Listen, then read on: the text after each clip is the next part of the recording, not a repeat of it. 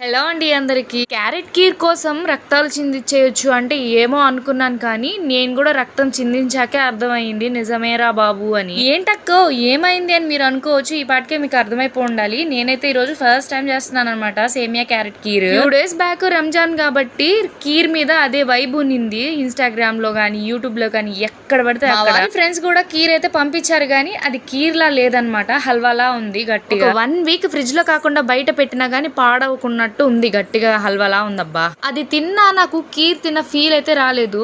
So నేనే try చేద్దామని అనుకున్నాను. మనం ఎంత చేసుకున్నా గానీ వాళ్ళు చేసినట్టు ఉండదు అనుకోండి, అది వేరే విషయం. కాకపోతే తిన్నామనే ఫీల్ అయినా ఉంటుంది కదా, అందుకని స్టార్ట్ చేశాను. స్టార్ట్ చేసినప్పటి నుంచి ఆటంకాలు అడుగడుగున మొదలవుతూనే ఉన్నాయన్నమాట. నాకేంటో ఫస్ట్ టైం ఏదైనా డిష్ చేస్తున్నాను అంటే అది 2 గంటల పైనే అవుతుంది. ఇప్పటిదాకా వంటగదిలో గరిటెలు తిప్పిన నేనే కొత్త పెళ్లి కూతురులాగా కొత్తగా వెతికినట్టు ఉంటుంది వంటగది మొత్తము. ఇక చేసే ప్రాసెస్ కూడా లేట్ అయిపోతుంది. పొయ్యి మీద పాలు పెట్టాను, అవి ఎలా ఇరిగిపోయినాయో కూడా అర్థం కాలేదు. అవి ఇరిగిపోయినవి, తెలియకుండానే చెయ్యి కూడా కట్ అయిపోయింది అనమాట. ఎందుకులే చేస్తుంటే ఆటంకాలు వస్తున్నాయి, ఆపేద్దాం అని అనుకున్నాను.